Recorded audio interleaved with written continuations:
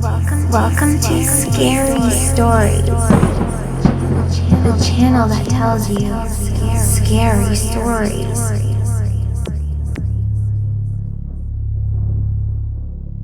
Scary Stories NYC presents adaptations of cryptid and paranormal encounters largely sent in by our listeners. We are not cryptozoologists or ghost hunters, and we have not investigated the veracity of any of these stories. We present this material for your entertainment and to help you open your mind to wonder. Haunted House, Dogman, Habituation. As told to and read by Peter Bernard. This is a story about visiting my uncle's house and property in New Jersey, where I saw what I think might have been a dogman, but not until after I experienced other events which I think were possibly paranormal. I grew up on the West Coast in Northern California, just outside of Redding. We have a bunch of national forests around here, and I heard a few stories while growing up about Bigfoot. I had once visited a friend's house that she said was haunted, but nothing interesting happened while I was there. I had never even heard of the Dogman. Then, last year, my family moved to Long Island, and we've gotten to meet relatives we had only heard of prior. One of them was my Uncle William from New Jersey. He lives a long drive from here. It's either in Fairfield Township, I think, or maybe Lawrence. I know it's surrounded by wildlife management areas and very close to Delaware Bay. My parents always drive when we go there, so I'm not really paying attention to exactly where we are. I was told to be prepared to see kinds of birds I had never seen before, but I wasn't told to be prepared about the ghosts or the Dogman.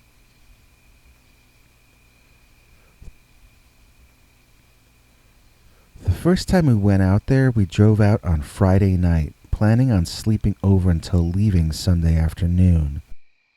That first night, I was shown my room, which was made up like a teenage boy's room but smelled musty and old.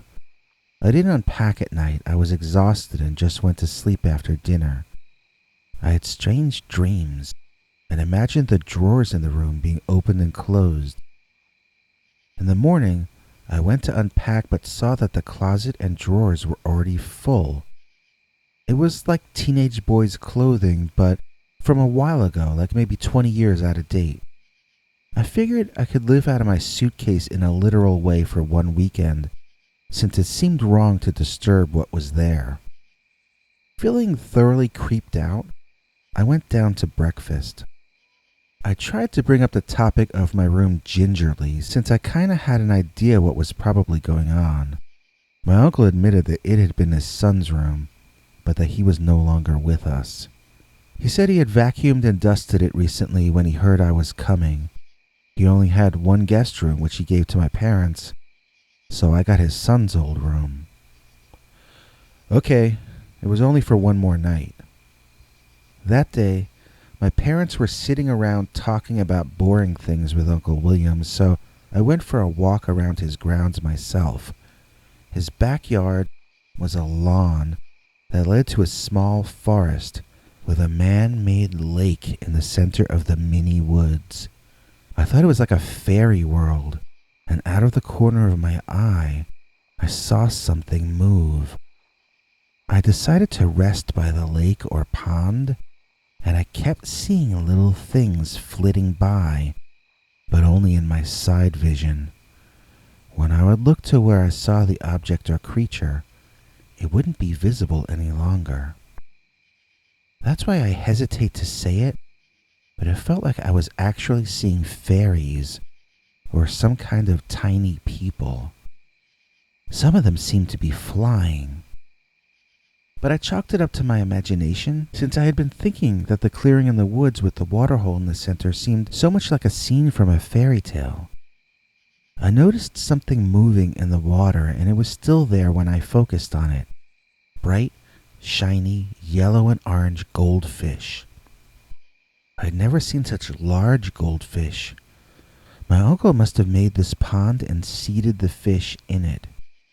He was an interesting, if eccentric, fellow. I went back to the house, and the oldsters were still talking about the most boring things imaginable, so I went up to my room to see if I could get Wi-Fi on my phone and find my friends online. When I got up to the room, though, I found my suitcase open with all my clothes thrown around the room, and a lot of them were torn up. I ran downstairs, furious but also frightened. I asked who had thrown my clothes around and ruined them while I was out for a walk. I was certain it was my uncle, as neither of my parents would have done something like that. They all insisted they had been together the entire time I was out. I looked my mother in the eye and asked her to think hard and be certain. Had anyone maybe gone to the bathroom or something for just a few minutes while I was out? She said no. Uncle William said that since I had brought it up, he suddenly felt the urge to go to the bathroom. As he got up to go, he apologized for what had happened and told me I could wear any of his son's clothes that I would like to. That was a little weird.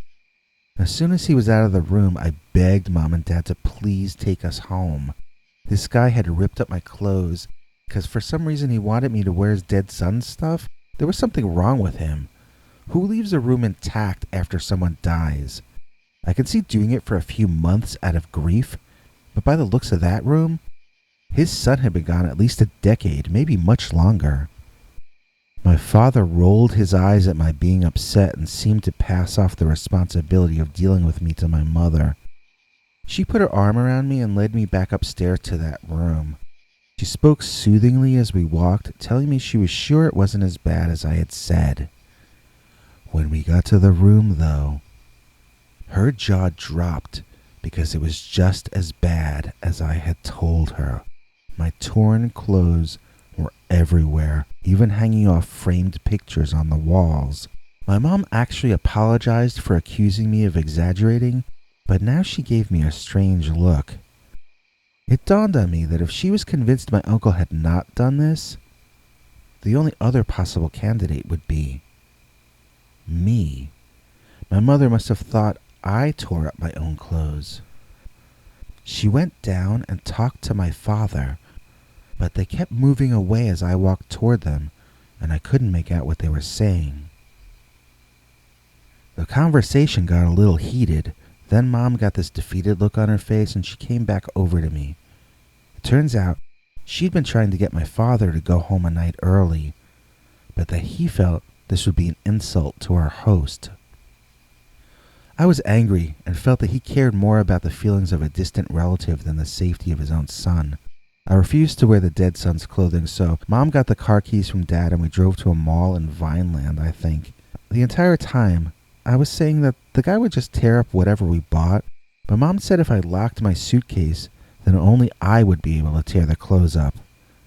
I didn't like the accusing look in her eye when she talked about me tearing up my own clothes. So that night, I put the new clothes we bought in my suitcase, locked it, gave the lock to my mother to hide wherever she wanted, and tried to feel comfortable enough to sleep. Again, I dreamed of the drawers in my room opening and closing, but this time I woke up in the middle of the dream and looked over at the dresser drawers. The top drawer, the socks drawer, it was sliding shut, just like in my dream. I jumped out of my bed and ran over. By the time I got there, the drawer was completely shut. Had that really happened? Was it really a waking dream? Or had I actually seen it? This room was so creepy. I walked over to the guest room where my parents were sleeping. I stood in the doorway listening to them snore. It had been a childish urge to run to my parents when I was scared at night, but I'm not a kid anymore, so I just had to put on my big boy's pants, if they haven't been ripped up yet, and go to sleep in the room that was available to me. I walked down the hall and came to the room, but literally fell backward when I was met in the doorway with a young man standing there. He seemed as surprised to see me as I was to see him. We both screamed, but his was silent, and as he screamed, he kind of blinked out of existence. I was watching from the floor by that point, as I had fallen on my butt. My parents and my uncle all came to see what had happened, and when I told them, I saw a boy in a t-shirt and shorts, and then he was gone. Only my uncle seemed to believe me. He apologized and said he should have been more open about that room. Often saw and felt the presence of his son there. It was the reason he hadn't wanted to make any changes to it. The thing is, he wasn't sure it all hadn't been happening in his imagination, so he thought it would be safe to let me stay there. He assumed he would be the only one his son would appear to, if he wasn't actually imagining it. I assured him he was not imagining it. Uncle William offered to let me sleep in his bed, and he would sleep on the couch, but I wasn't going to be able to sleep anyway. Dad said we could leave after breakfast, so I decided to stay up the rest of the night and sleep in the car on the way back. Everyone was cool with that arrangement, so they went back to bed, and I went down to the kitchen to make some instant coffee and see if any of my friends were online late. Only a couple were, then they went to bed, so I went on YouTube to see what was new. As I was watching videos, stuff started sliding around the kitchen. Like a coffee cup slid down the length of the table.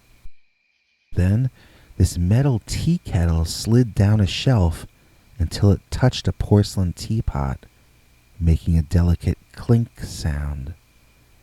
Each time I would just say, "Okay, that was normal," and go back to watching my video. I did the math on how long it would be till breakfast and wondered if there might be a way to get breakfast to be earlier somehow. I searched online to find when dawn was supposed to be and counted down the minutes. Although this ghost of his son, had ripped up my clothes in the bright daylight, so I don't even know why I cared when the sun was due up.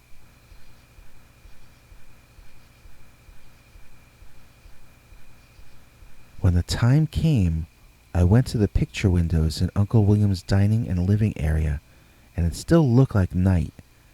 The colors of the sky maybe had gotten slightly more blue, but I think the forest and the mountains past it were not allowing the sun to really show through in this part of the planet just yet. I could still see stars, so I watched them twinkle and enjoyed the trees blowing back and forth in the night breeze. It felt like everything was sort of coming back to normal. Then, once again, I thought I saw something out of the corner of my eye.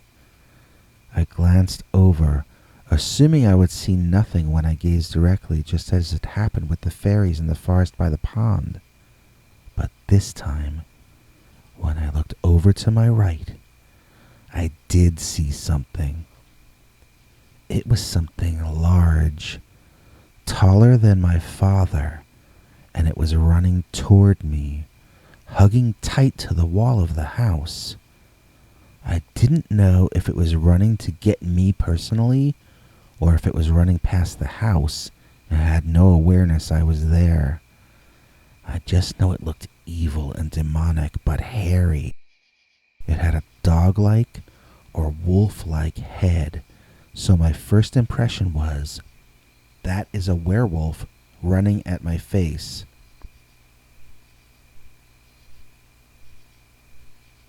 I took a few steps back from the windows and dropped to my knees, not wanting to be seen, if I hadn't been already. The beast ran past the window. It hadn't been after me after all. It was just running past. I saw it in full for maybe a second, maybe not even that long. It was running on its hind legs, but it ran in this sneaky manner, like it knew it was up to something and was about to pull something wrong. It had this face on it that just looked evil. Like if you looked up the word evil, it should have this face there. It was so classically old-fashioned evil, like from a silent movie or something. It had this sort of grin on its face, but I know it was just really a long-snouted wolf type of head, and as it panted, it just looked like it was grinning. Either way, it seemed evil. When I saw it, the ears were tilted all the way back, which probably means something if you know about dogs, but I don't. I did get the impression it had devil or demon legs, not human-like legs. It bent forward as it rushed along, or I should say sneaked along. It looked like a giant wolf, but it also looked like a giant bipedal rat at the same time because of its posture and the way it held its hands. My mind is drawing a complete blank about whether it had a tail or not. I can imagine it either way, so I'm not sure I was even watching anymore by that point. I think I was running back to the kitchen where I felt safer. There were only poltergeists in the kitchen, much less terrifying than DOGMAN. So, I was kind of a zombie through breakfast. I did bring up the DOGMAN, but I think everyone thought I dreamed it. I do dream about it now, ever since then. It comes to me in nightmares, running down the sides of houses silently, then trying to reach in and grab me. It was a living nightmare that I witnessed, and it calls into question all the other phenomena at that house. Just because Uncle William's son used to live in that room didn't mean it was his ghost that tore up my clothes, whatever a ghost really is.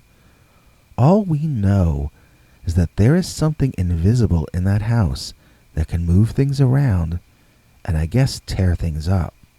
We don't know that it's a ghost, quote unquote, or anything else. We just know the result of its actions, not the nature of who or what it is. Couple that with the presence of this evil-looking demon DOGMAN thing running around that neighborhood, and I would say something a lot weirder and spookier than a ghost haunting or a cryptid habituation is taking place. I can't explain exactly why I feel this way, and I certainly can't prove my feelings, but I'm nearly certain that the DOGMAN I saw is somehow, in some way, related to the poltergeist activity. I'm not even sure what I mean by that, but I never saw anything paranormal in my life, and then this explosion in 2 days.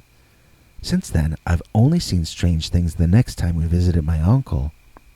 I slept on the couch downstairs that time and something kept pulling my covers off. I only see things when I'm there, so I don't think it's me. I think it's the location. I don't really want to go back to that place, but maybe if I had a girlfriend or something with me, I might. Then I could look at it as an adventure. Right now, going there feels like putting myself in danger. And so, that is my very weird story about the haunted house DOGMAN habituation. The Winter of Our DOGMAN Tent, as told to Peter Bernard, read by PQ River.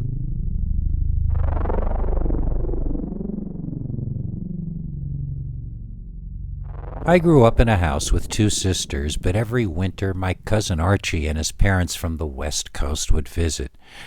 Then we would play Army, Kung Fu, Evel Knievel, or any of the other things my sister never wanted to play with me. One winter, in the later 70s, Arch and I saw repeated instances of what we called the Wolf Man. I'm pretty sure it's what you all now call DOGMAN. It all started one sunny day after it had snowed for 36 hours straight. My father and Archie's father both decided we were all going to have a snowball war. They started building fortifications, which amounted to a small, maybe 3 or 4 foot tall wall on either side to hide behind, while making snowballs to throw at the other side. They gave each other some time limit before the war began to create ammunition and defenses. After a while, we all started rooting for one side or the other, then helping out. Before you knew it, a real snowball fight had sprung out, and we all had a lot of fun and laughed really hard. My sisters gave up first and went inside to warm up, then both of our fathers, until only Archie and I were left, heaving snow at each other's heads. Soon, it was starting to get dark, and my mother called us in for dinner. Being kids, we told her we'd be inside in a few minutes and went back to the snowball war. After she called us a second time, we both saw it. It was a blur in the shape of a hairy demon, a Bigfoot kind of a thing, but angular, with a long snout and pointed ears. We each only saw it peripherally at first, but we described the same thing to each other. These days, there is a picture on the internet taken years after that, which is almost exactly what we saw. Back then, though, it was definitely like nothing either of us had ever seen before. It was an angry dog, but it was a man at the same time. We saw it for only a split second, but we got a definite idea of the direction in which it was headed. Our eyes scanned the trees in that direction, and then, for just another split second, we got a second look at the thing. We both got to stare directly at it as it ran from one patch of trees, over a bit of snowy meadow, and then into the deeper part of the forest and out of sight. It ran on its two hind legs as gracefully as a marathon runner. Somewhat less gracefully, and screaming at the top of our lungs, both Cousin Archie and I raced back to the house, weeping the entire way. Before we got back home, though, Archie caught up to me and got me to promise not to tell what we saw. I asked why. He said that if our parents knew what we saw, we wouldn't be allowed to play over by the forest anymore. I looked at him like he was crazy. Why would we want to play by the forest? We just saw a freaking werewolf over there, man. I really wanted to get inside where it was safe and warm so I could tell my mother what had happened. Cousin Archie then explained his plan, which he had thought up just then for the both of us to camp out over by the forest with his new Kodak flash camera. When we heard the Wolfman, he would flash the camera and we would have proof that werewolves are real. So, I asked him, what good would it be to prove that werewolves are real? Arch said it would make us world famous and rich, and we'd probably get to go on TV with Dr. Spock on In Search Of. I thought about it.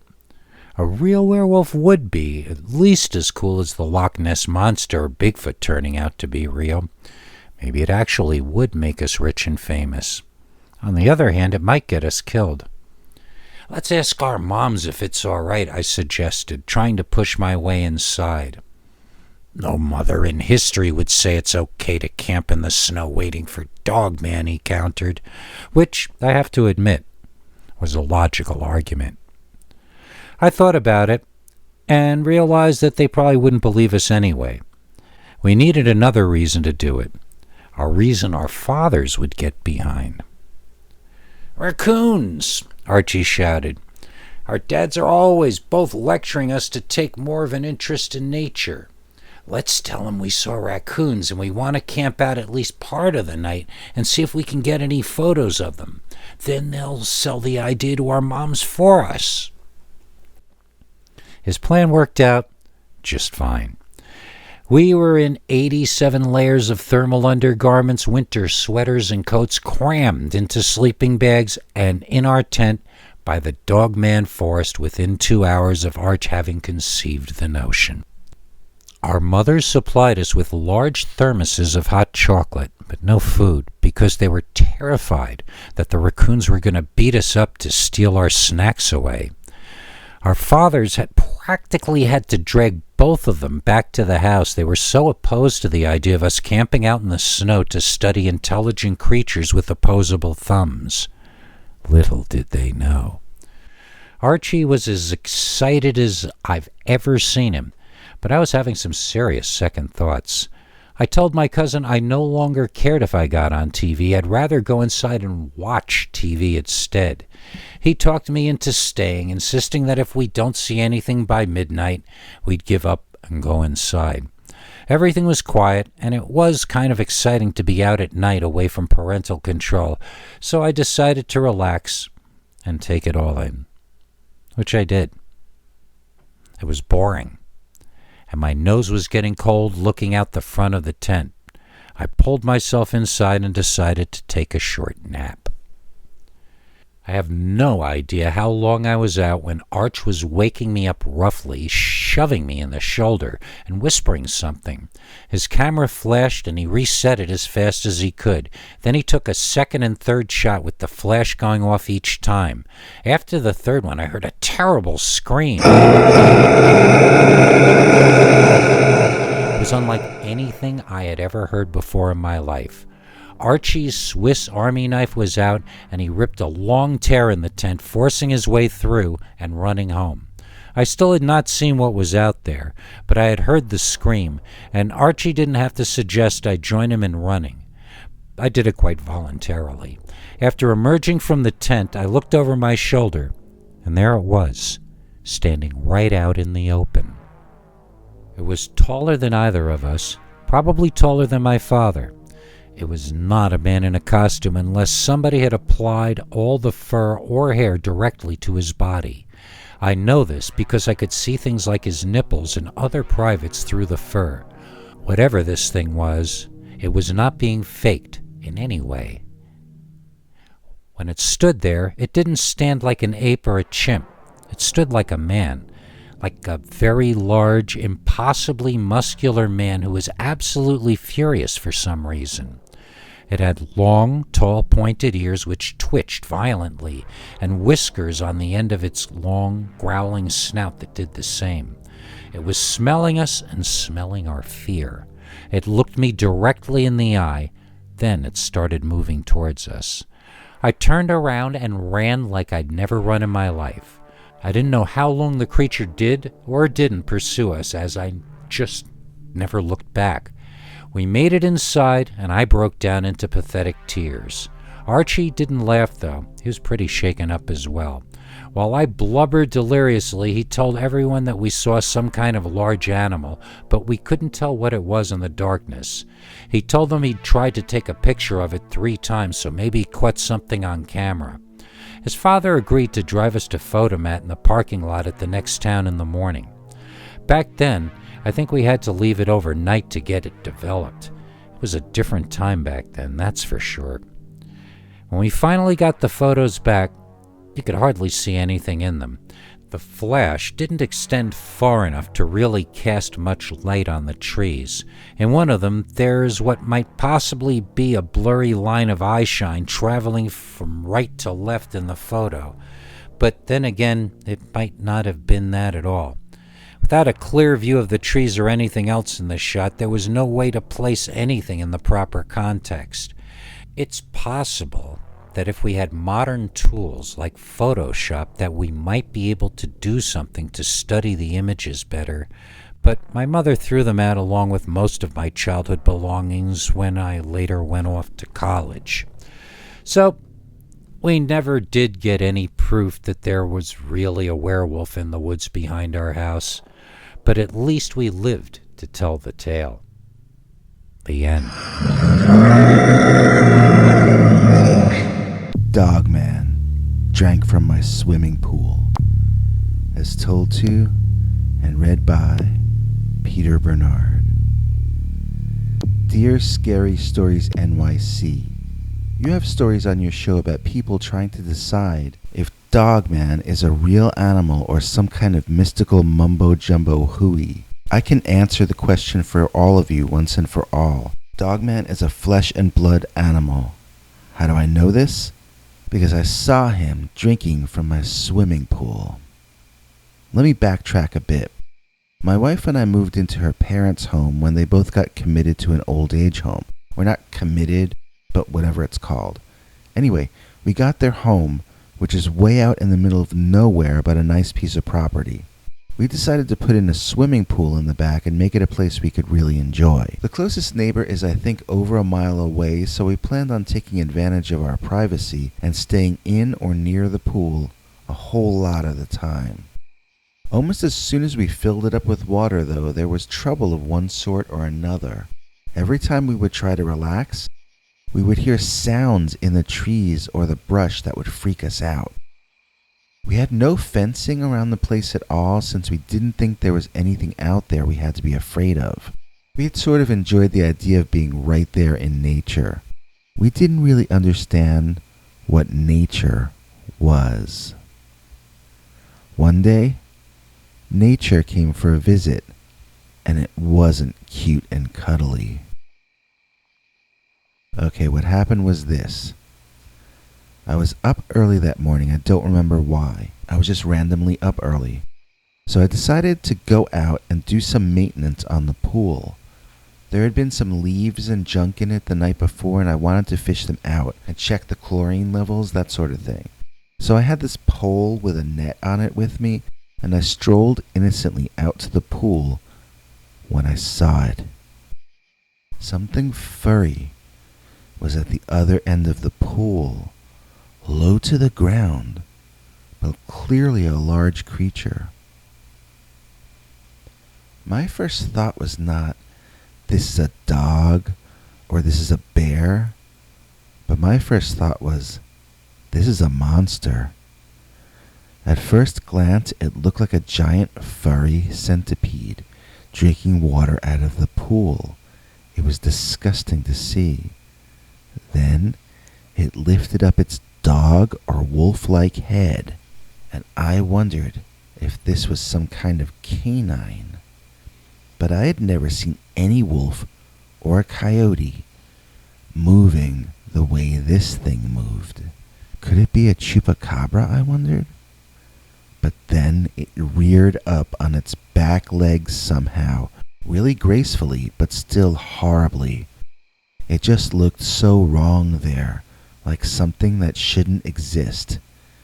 I can fully understand why someone would see one of these things and assume they were supernatural or paranormal or even a hallucination.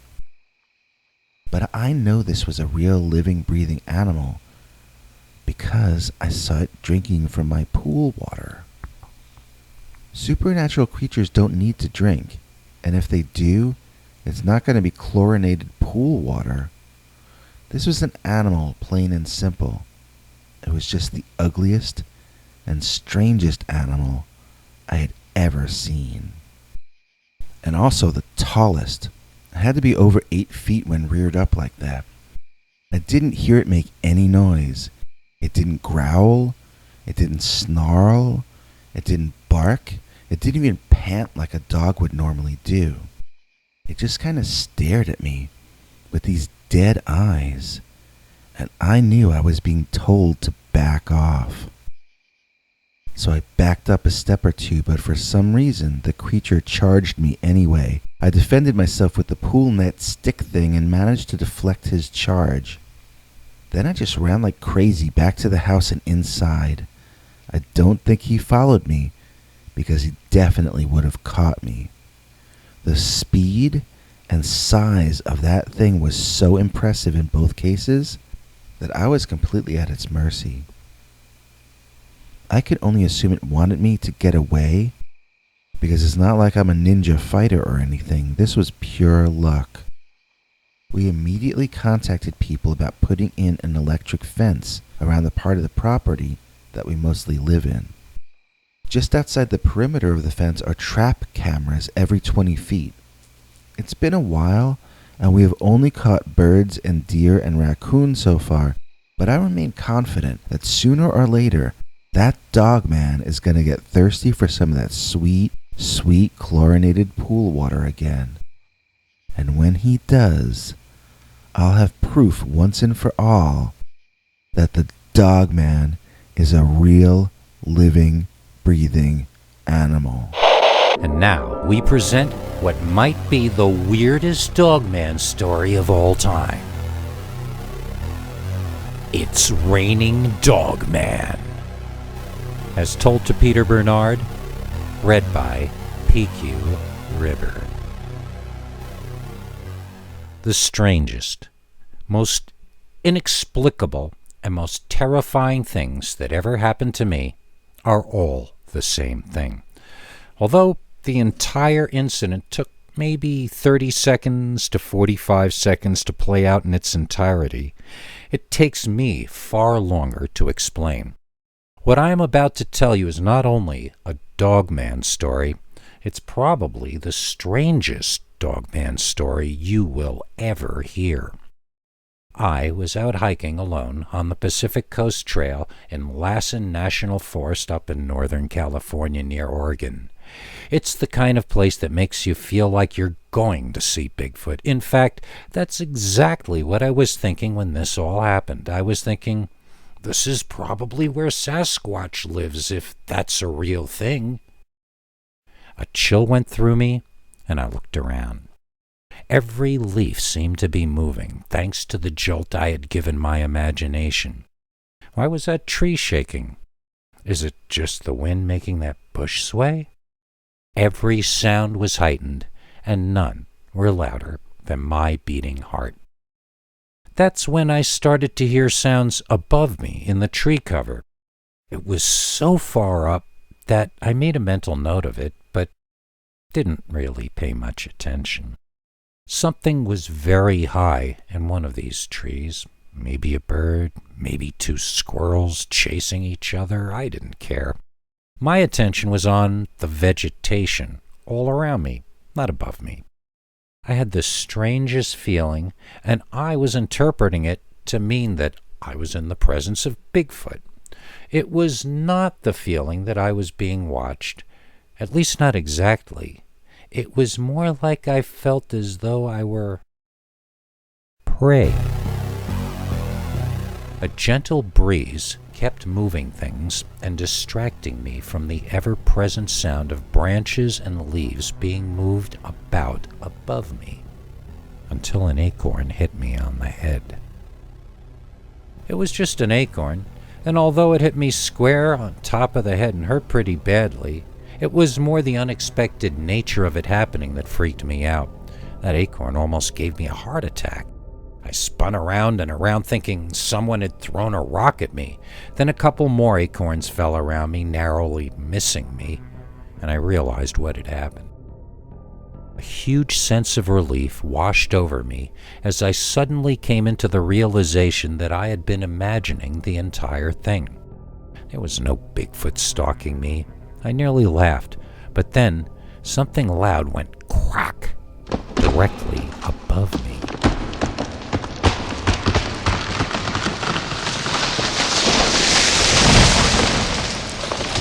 A logical person would move away from the sound of something about to fall onto him. Me? I stood my ground and looked up, like an idiot. And it was all for naught, as I absolutely couldn't understand what I was seeing. It was like a large branch was falling directly onto me, but it was more than that. I swear that was my first impression. If that sounds too weird, maybe it was someone holding onto it as it fell, but honestly, it seemed like someone sort of surfing, or maybe skiing this branch down right on top of me. I'm not sure how much time I lost in amazement, but I did manage to move my body out of the way in the last few instants before it fell, whatever it was. I fell sideways, partially landing on a log. I knocked the wind out of myself, which was quite painful in the short term. There was dust everywhere and leaves in the air floating back down, making it hard to see. I desperately tried to inhale the dirty air into my lungs, and then I tried again. Finally, I got a breath or two, then proceeded to have a choking fit, leaving me dizzy. I was panting for oxygen and lying on my side when I finally saw it. I saw what had fallen on me. Now, you might have noticed that I'm telling you a story that makes no sense so far. I hope you don't mind if the next part doesn't make any sense either. The branch that had fallen had to be over a foot thick. If it had landed on me, I doubt I would have survived. But the thing that climbed up behind it, the thing that had surfed it down almost on top of me, was a dog. A dog. A dog that fell out of a tree. Okay, dogs don't go in trees. Cats go in trees. Snakes, maybe, not dogs. And this dog had not fallen from a low branch.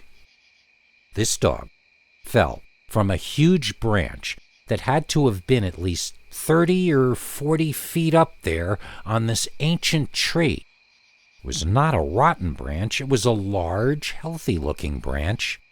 Don't ask me to explain how a branch that thick and that healthy broke off the tree, because I can't even imagine how that could have happened.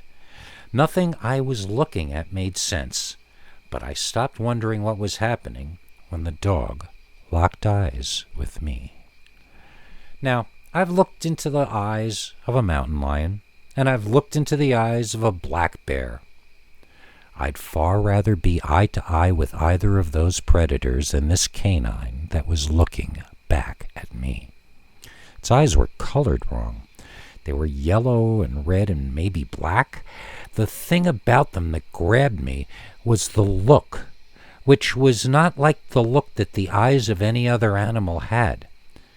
I almost want to say they had intelligence, but that wouldn't be the right word. They had anger in them, but to such a degree that the anger seemed to almost exist on its own, like a form of consciousness of its own design. Maybe that's what the word evil really means. I always laughed at that word, as it seems simple-minded and silly. What's evil to one person is good to the next. How could there be such a thing as absolute evil? There couldn't. Just like there couldn't possibly be a dog who fell from the sky, glaring at me with yellow eyes. The dog lifted its head to get a better look at me. Then it began to growl. It was the strangest growl I'd ever heard from a dog, like that of a beast much larger. And so, for those of you still with me, fasten your seatbelts. Here's where the story gets really insane. The dog stood up. Now up on all fours, he looked down at me. I carefully but quickly stood up, not wanting a predatory animal to feel it had a size advantage over me. Suddenly I realized that this had only brought me eye to eye with the animal. That didn't make sense, and I felt the world spin inside me counterclockwise. Dogs don't stand as tall as me on all fours. Not even big dogs. This impossible tree dog was impossibly as tall as me.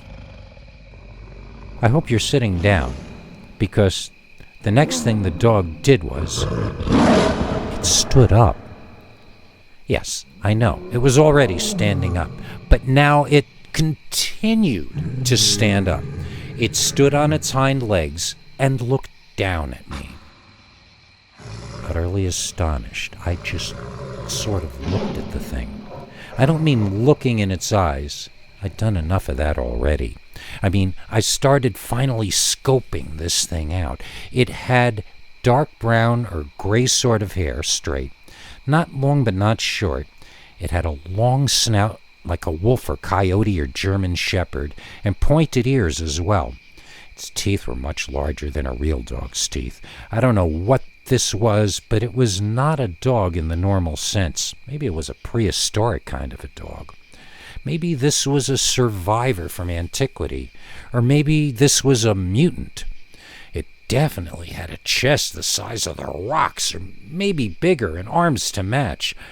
The front legs definitely seemed like arms when he stood up, not like front legs.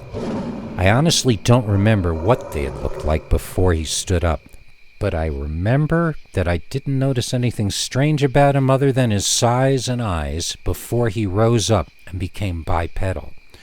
The hind legs were much thicker than a dog's legs normally would be. He had to be standing at least 3 feet taller than me, judging by how far back I remember craning my neck to look at him. I'm 6 feet tall, so do the math. Let's recap, shall we? I'm hiking through a beautiful forest in Northern California. I start thinking about Bigfoot and get paranoid. Then, a freaking werewolf rides a huge falling branch down, almost killing me. Now, I'm standing, looking up at a literally impossible monster. Just in case you didn't believe me the first time, yes, that's my story.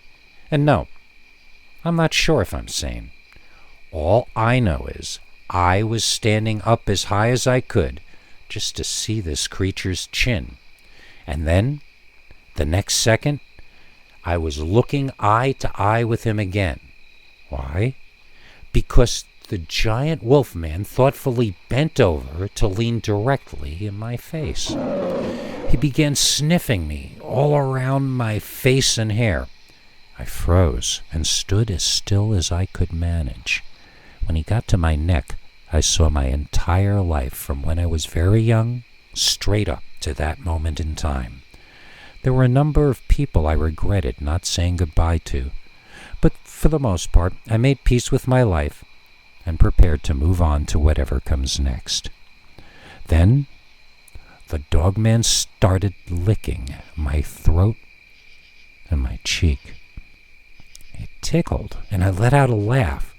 This was getting like mad monster party. I think what I mistook for playfulness was just him tasting me before deciding if he would eat me. So it turned out that laughing was a bad idea. This wolfman was a sensitive monster.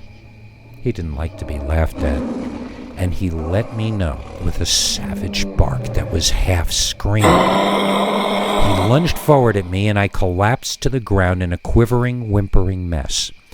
Any liquid that had once been inside me exited and was now pooling up around me.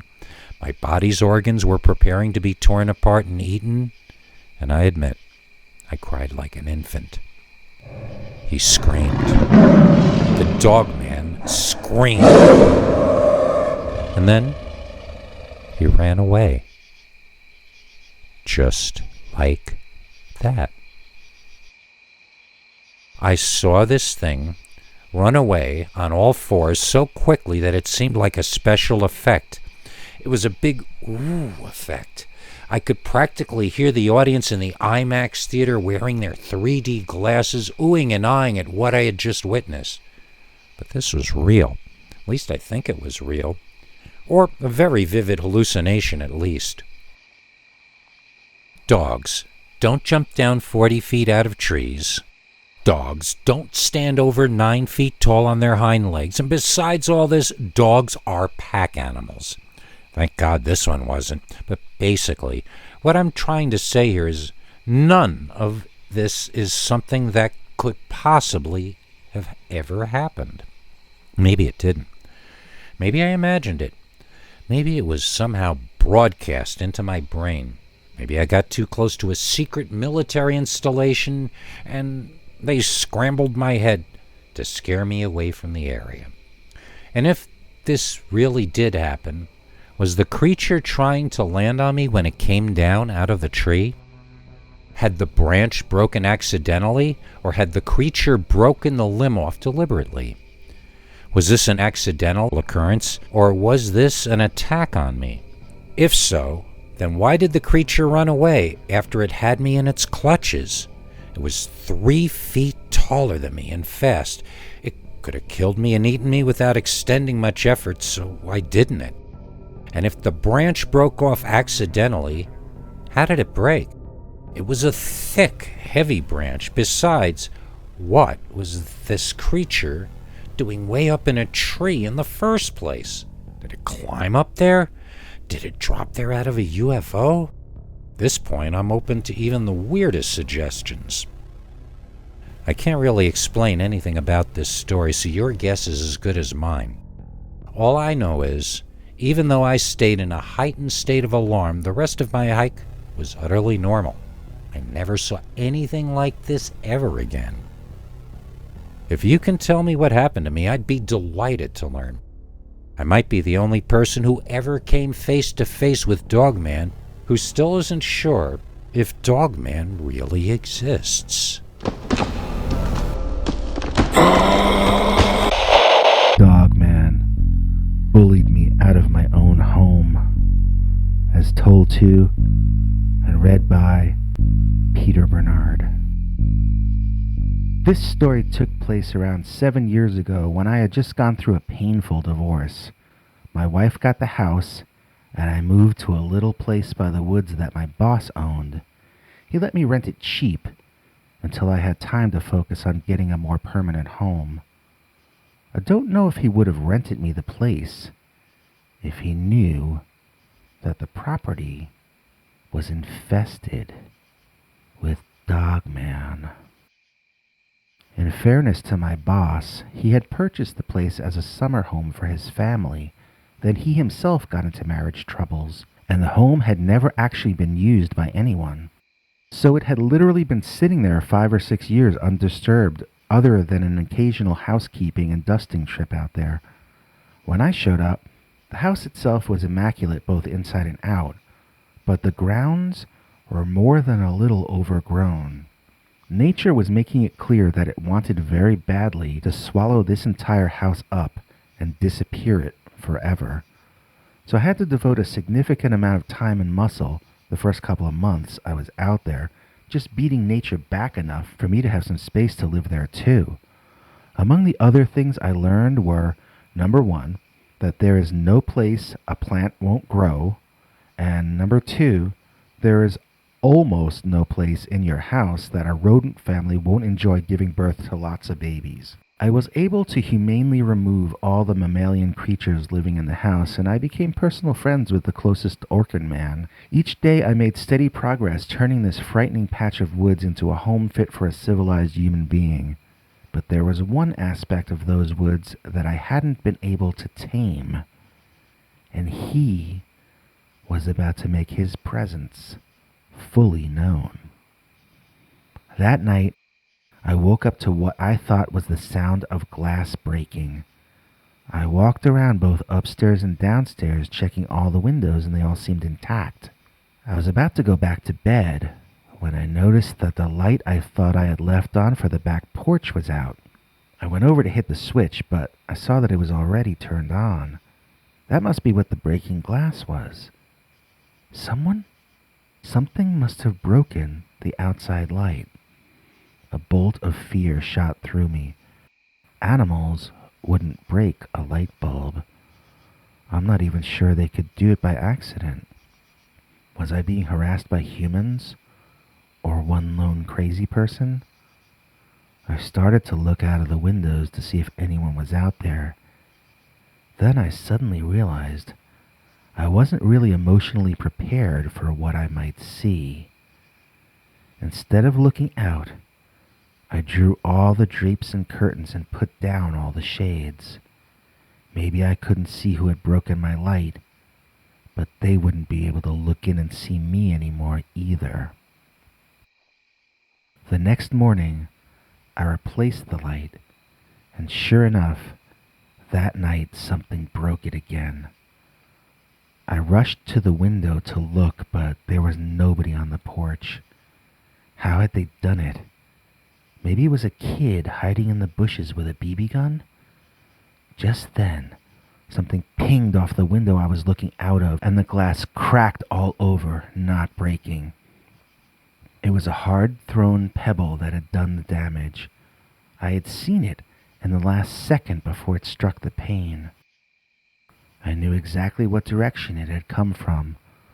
I looked at the pebble's point of origin, and I could clearly see a dog. A large dog.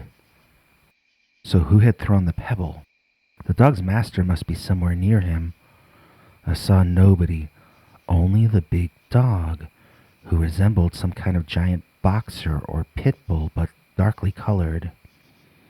Then I saw the most amazing thing. I saw that dog reach down behind a bush with its front right paw. Then I saw it pull its arm back, and at the end of that arm was a hand, or at least a claw in the shape of a hand. What I'm trying to say is that it had a thumb, and it was holding something in its hand with an almost impossibly quick flick of its wrist.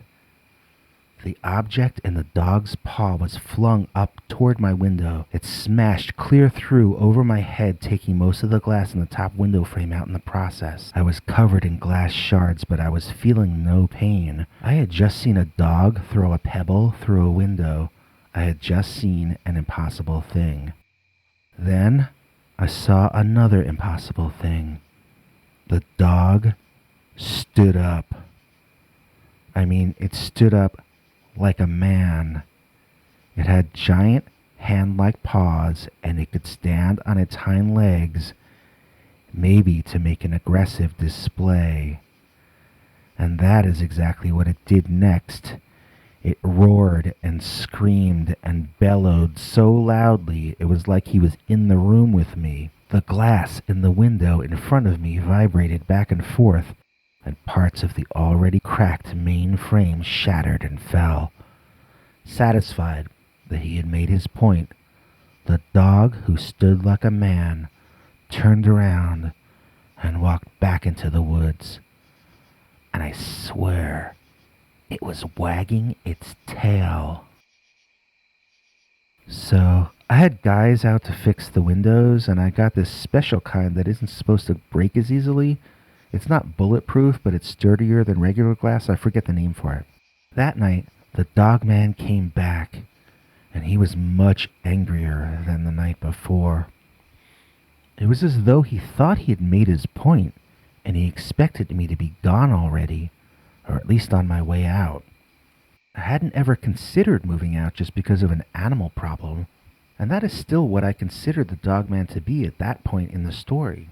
But he was about to change my mind on that score. Like I said, he was much more agitated than I had seen him last time. He seemed utterly insulted or flabbergasted or something.